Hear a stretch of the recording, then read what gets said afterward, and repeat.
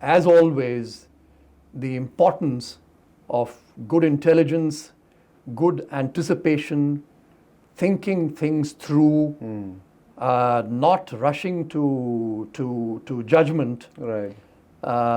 and above all, complacency, even for the stronger actor, is not an option. I think, India needs to be careful on that count.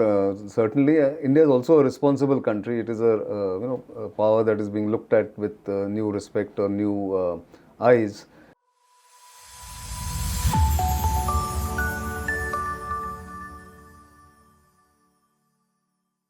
You're on Strat News Global. I'm Nitin Gokhale, and with me is Ramanathan Kumar, familiar face on Strat News Global.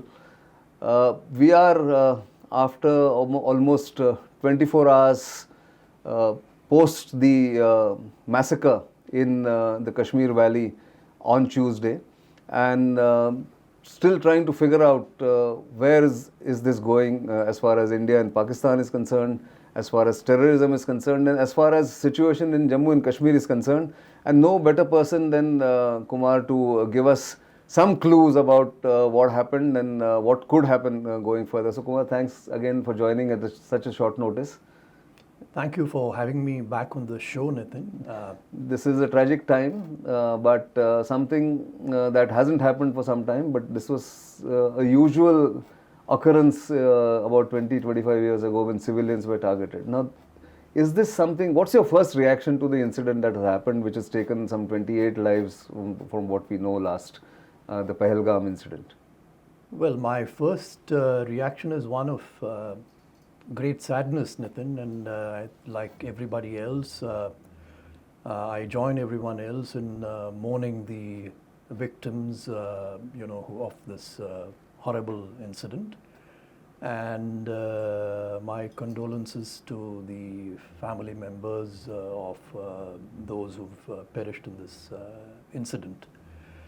As far as, if one were to look at it a little more professionally, of course, I have no special claims now. I go entirely by what I see in the newspapers like everyone else. The impression that I have is, the first impression is that this is so familiar, and it goes back to the old playbook of the Pakistan Army and the ISI. This was an all too common occurrence many years ago, but you saw less and less of it in recent years. Yet, as I mentioned, I think to Surya Gangadharan when we spoke some weeks ago, it is not as if there was any evidence whatsoever of the terrorist infrastructure in Pakistan being dismantled, or there being any fundamental change in the thought processes of the generals in Rawalpindi. And I said that if we take the ball, our eyes off the ball, then there could be a nasty surprise. So this has very much been in the form of a nasty surprise. I must also confess that a few days ago, like everybody else, when I saw a rather intemperate rant by the Pakistan Chief of Army Staff, about who also we've spoken about, and actually you were the one who actually encapsulated his character in November 2022. We should give a link of that conversation that we had in November 2022 when Kumar had actually predicted accurately that he would be the chief, and also what kind of a chief he would be. You called him the Mullah General or a Mullah chief, and which is turning out to be true in that sense. So that intemperate thing you were saying. Yeah. So the Mullah General was a bit of a play on actually an expression which Zulfikar Ali Bhutto himself had used. He reportedly wrote to Ziaul Haq once that we don't want a Mullah army, and yet eventually, it turned out to be a Mullah army. But be that as it may, so we were talking about Munir's the speech at that convention of overseas Pakistanis, where he said a lot of, what shall I say, outlandish things about the, discredited two-nation theory, about, resisting intimidation by India, the superiority of Pakistan's culture. And jugular vein as... The jugular vein, the old trope, Yes. Jugular vein, Kashmir being the jugular vein, etc., etc. So, in that, in a rant also, the essential character of the man is revealed. And also the propensity to quote verses from the Quran at the drop of a hat, irrespective of whether they were relevant or not. But the uncanny feeling or the sinking feeling that I got was that, all this shows that he and the army and the ISI would possibly, in the process of, getting back to their old playbook and their old tricks, because so much of this was familiar. Right. Now, what could be the trigger for an outrage of this kind? So was it a dog whistle really, or do you think the attack or the massacre was really well planned? Because the way it was done, I think it would be planned weeks in advance. Absolutely. I am not trying to suggest in any manner that something like this, the chief makes a statement and then somebody comes press in. a button. No. That's not. So these things, this has been in the making for a long time. You've seen,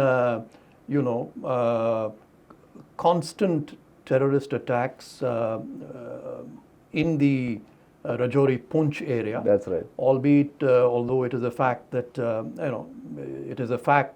they have been directed specifically at the security forces more often than not. Last couple of years, it has been that trend. But there have been attacks in South Kashmir on, laborers and workers from outside. Targeted attacks. The impression that a lot of people had was that there was some kind of a red line that civilians would not be targeted, but clearly that was an illusion. And especially the tourist trade, that since it would affect the livelihood of the locals, of the ordinary Kashmiris. Of the ordinary Kashmiri, and the ISI or the army in Pakistan would not like to do that. There was a feeling that they might stop at that. But clearly, this has all been speculation, and the illusion has been shattered well and truly now. Truly. So the question then, you come back to this question, why now? Why now? So exactly, that would have been my next question, that what is it that Asim Munir and Pakistan Army is looking at? Are they under tremendous pressure internally? Are they looking at India as incorrigible, not talking to them, not giving them any leeway? Are some of these reasons all put together, or there is a particular reason you think for which they have done this? I would tend to agree that it would be a combination of factors, Nitin. People have, talked about, for instance, yet another reason, the visit of the American Vice President, and there is a similarity, a proven track record of, whenever there's a high-profile visit, things like this tend to happen. It's happened when, say, President Clinton visited in 2000, yes. When Prime Minister Vajpayee went to US. to Lahore, to Pakistan, and so there is. But these things, I tend to believe, it's not easy to choreograph these things to perfection, and maybe you could do it in a situation where the terrorists have the run of the place, so to speak, which they have not been having now. Exactly. So I'm not too sure about whether these things, as I said, can be choreographed on a minute-to-minute basis. It could be a coincidence, but not exactly planned for that That's event. right. Yeah. But if you look at, say, some possible reasons, one, as you very rightly said, the fact that Pakistan has been under a tremendous amount of pressure. And, they've been taking a frightful beating in Balochistan, in Khyber Pakhtunkhwa, on the western, all along the western front. With Afghanistan. With Afghanistan. And it is a fact, I would agree with all those who say that, the Pakistan Army's image and its stock within Pakistan itself is at a very low ebb, possibly among the lowest in its, in the many ups and downs that have been there. On this business of the quote unquote mullah general, Yes. with the benefit of a couple of years of hindsight, the time that he's been in office, one can also say that, along with being a mullah general, he's also the impression that people in Pakistan itself have, is the impression of being a somewhat ineffective mullah general. Okay. They have not been able to control the narrative. Losing the grip, basically. Absolutely. And therefore, this the chief would be under a lot of pressure to show that all is not lost and they are still capable of delivering a punch, so to speak. So it's you could interpret that as a desperate attempt to revive the sagging fortunes of the Pakistan Army under the leadership of General Asim Munir. Could be one strand. Major reason, probably. That's right. That's one of the major reasons. There is also this school of thought that despite being in jail, Imran Khan continues to be very popular, and Army's image being at its lowest ebb ever.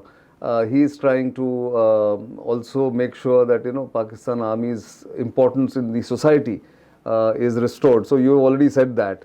But internationally or even bilaterally, does he also expect India to then start engaging with him, because India has not engaged with Pakistan for some years now? Is that that could be one of the reasons?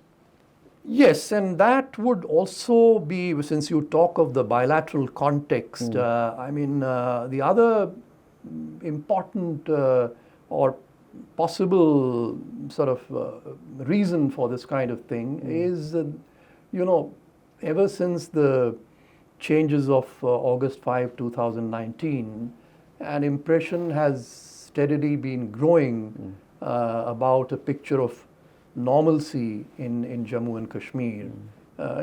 Tourism in the valley. More than 1.5 crore people That's going right. there. So it could clearly be an attempt to puncture that impression of normalcy. Yeah. And as you very rightly said, yes, I think the Pakistani establishment has been has really not been able to come up with any kind of coherent response to the firm stand taken by India that talks and terror will not go together. Sure. So yes, there has been no engagement whatsoever. And this that logic of doing something desperate to bring India to the negotiating table, particularly on Kashmir, since this gentleman has talked of the jugular vein, etc. Sure. Yes, there is that also sort of it fits plays into the that's right, a desperate attempt to somehow do something sensational that forces India to come to the negotiating table. And again, there is a history to that. Even way back in when Musharraf was at the helm of affairs, he was under a lot of international pressure to do something about, checking the movement of terrorists across the LOC. And this was after the 2004 ceasefire, the Americans breathing down his neck, etc., etc. So he did take some steps in that direction, although elsewhere in India, other cities and other it was a different picture. Rest of India, yeah. And Musharraf again was trying to be too clever by half. Sure. But at that stage also, I mean, without going into the specifics of it, I can say one thing, that the ISI had become rather desperate because they felt that, if beyond a point the temperature cooled, the jihad in Kashmir would completely die out, and they would not be able to revive it at any point of time. Which is their long-term project. Absolutely. And the long-term project was, what has been the ISI's objective of, using that instrument of jihad?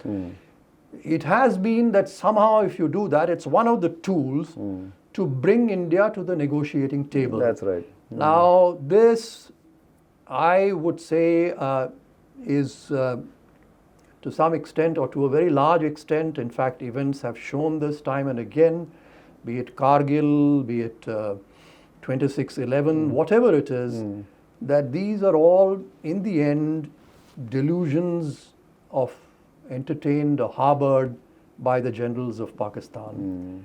And I would dare say that going by that intemperate rant and various other pronouncements, I think General Asim Munir has shown that he is perhaps among the more delusional of Pakistan's generals. Yeah. That you are in a position to resist Indian intimidation, as he himself used that expression. Yes. That you can force India's hand, compel India to come to the negotiating table by using violence. These are all long-time delusions harbored by, as I said, the generals of Pakistan. And those delusions have, I'm afraid, not gone away, except for the big difference that today the difference in the power asymmetry between India and Pakistan is much starker than it ever was in the history of the bilateral relationship between the two countries. And therefore, these tactics, ineffective as they are, and what shall I say, symbolizing, they almost create the they create the impression that readily comes to my mind is that of a desperate or a drowning man, flailing his arms around. The results are not going to be what Pakistan expects, whatever form and shape it takes. Sure. But that brings me to then, what are India's options? Because this is a red line has been crossed, because civilians have been killed, tourists have been harmed, and it's all over the place. Government of India in the past 10-11 years has shown some resolve to go back and do retaliatory strikes. Uri, Balakot, all that has happened. Pathankot was whatever prevention was there. But now what are the options? Because they would expect, Pakistan would expect a retaliation from India. And could this lead to escalation? What are India's options other than kinetic? Or first, let's talk about the kinetic options, if there are. And if you think India should do it, and if they do it, what timeline? Everybody will ask for this kind of a response from the government. So let's hear your thoughts. So here I think, Nitin, my response would sort of, be cautious, and I would say that discretion is the better part of valor. I would not like to sort of, speculate or second guess anything, and I'm sure that those who are charged with formulating a response will take the most appropriate action. Of course, in the situation. We can't really speculate which way it will go. Yeah, that's right. But yes, in all this, sort of a potential for escalation is there. And that escalation has to be carefully thought through, calibrated, managed. I may not really be able to or want to go into the specifics. No, let's not go into specifics. But if I were to talk at a general level, I would say, Nitin, that perhaps one of the ablest and wisest civil servants of India who spent a lot of time thinking about Pakistan and how to deal with Pakistan, I will not name him. Okay. Those who hear me would perhaps be able to guess who I'm talking about. Said that it is in India's fundamental long-term interest to work towards an enduring peace with Pakistan. Sure. I would agree with that, but since that expression, enduring peace, was written a very long time ago and a great deal of time has elapsed since then, and even otherwise, I would say that the best way to work towards that is from a position of strength. That's right. And India definitely now is in that position of strength, Sure. much more than it ever was. But at the same time, even when you work for sustained peace from a position of strength, and irrespective of whether you follow a policy of offensive defense or strategic patience, or what it is, or whatever it is, I think it would be wise, or it is important not to underestimate the potential for mischief that your adversary has. Right. And therefore, as always, the importance of good intelligence, good anticipation, thinking things through, not rushing to judgment, Right. And above all, complacency, even for the stronger actor, is not an option. I think, India needs to be careful on that count. Certainly, India is also a responsible country. It is a power that is being looked at with new respect or new eyes. So, but let me ask you this: would Asim Munir be expecting a kinetic response? Because then that will give him a chance to rally the Pakistani nation behind him, and he would really welcome an immediate and a reckless response, if I can put it that way, from India. Yes, I mean, to say that they would not be expecting a response is not a realistic thing. They would be expecting a response. It is the action that they have taken is a reckless action, and therefore a reckless action should ideally not be met with a reckless response. But certainly they would be expecting some kind of a retaliation. He would welcome it, I suppose. I would overall, on balance, agree with you on that score. So that being said, there is also this other speculation about Asim Munir. Let's go back to him, because you've analyzed him so beautifully and so accurately. That Imran Khan, despite being in jail, which I mentioned a little while earlier, remains a popular figure. And Asim Munir also has some concerns about the ISI within the establishment, because he is more dependent on military intelligence, is what some people have speculated. And he is also letting the military intelligence guard Imran Khan. So let's look at the internal situation in the Pakistan army. How is that playing into Asim Munir's playbook right now? So on the Imran Khan front, yes, definitely. I mean, that is a very material and relevant factor. Let's not forget, I think, if you shorn of everything else, the reason why the Sharifs chose Asim Munir as the chief was because of his visceral antipathy to Imran Khan and vice versa. Right. And I think the two are still locked in a mortal combat, so to speak. So I think both are trying to outflank each other, and the Imran Khan factor is a very powerful driver of I think Asim Munir's behavior And his policies, and his policies. To show that Pakistan's fortunes are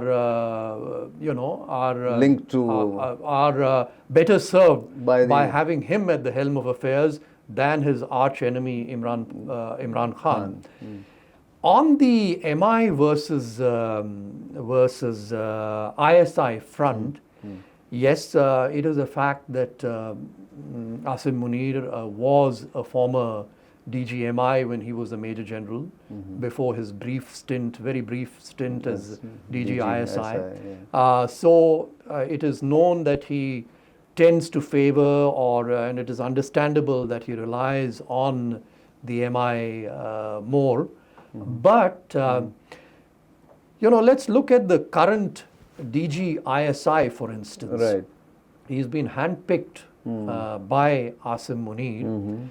And Asim Malik, the DGI, another Asim.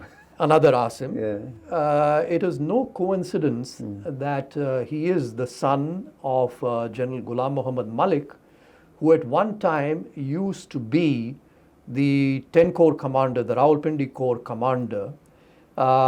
Especially, he was the Rawalpindi Corps commander when a character called Zahirul Islam Abbasi was, the force commander northern areas. Okay. Zahirul Islam Abbasi used to be the defense attaché in New Delhi at one point of time. Another Mullah general. Okay. And was subsequently involved in an abortive coup attempt against Benazir Bhutto. And in 1990 or thereabouts, as force commander northern areas, he commanded another short-lived, ill-fated adventure in Kargil. Okay. And the Pakistan army had a lot of casualties on their side. Right. It was an absolutely Disastrous foolhardy, disastrous adventure or misadventure. And his boss then was this General Ghulam Muhammad, who is very much a Mullah general. Even recently he's spoken about, I saw something in the Pakistani papers where he had talked about Islam being the complete solution for all the problems that Pakistan is facing. Sure. And he was the 10 Corps commander then, and General Asif Janjua, who was the chief then, had actually threatened to dismiss GM Malik also. Right. But then it's a different matter that General Janjua himself passed away, and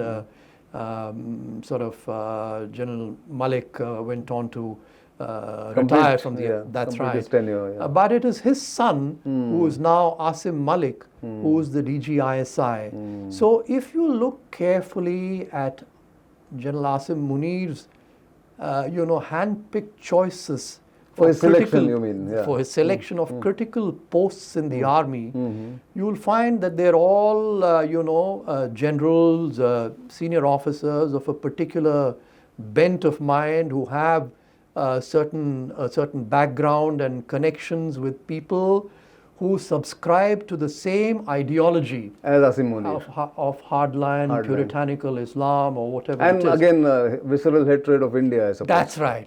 That's right. So that's the interesting thing. Very interesting, yeah. So you said it's interesting how these alignments are and what Asim Munir has done. So one final thought on this entire episode now. India's got backing on at least the condemnation of the terrorist attack has come from almost all world leaders, including President Trump of the United States.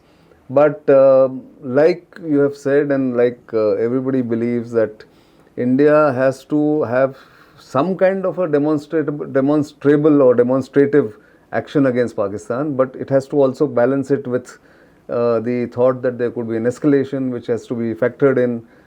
So it's a situation where India again is forced to acknowledge that Pakistan is a nuisance.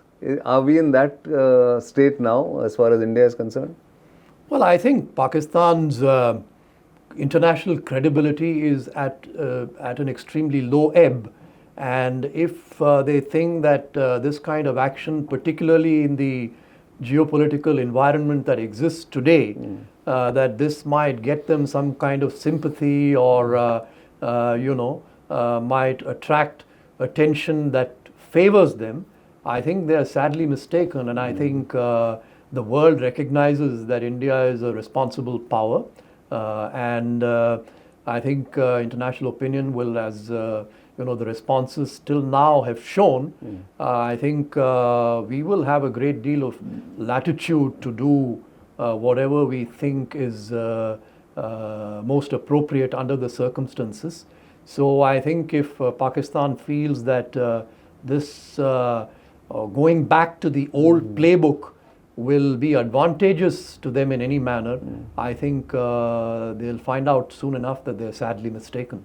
That's a good way to, I think, end this particular conversation. But thanks, as usual, very insightful and full of history and background about the Pakistan Army.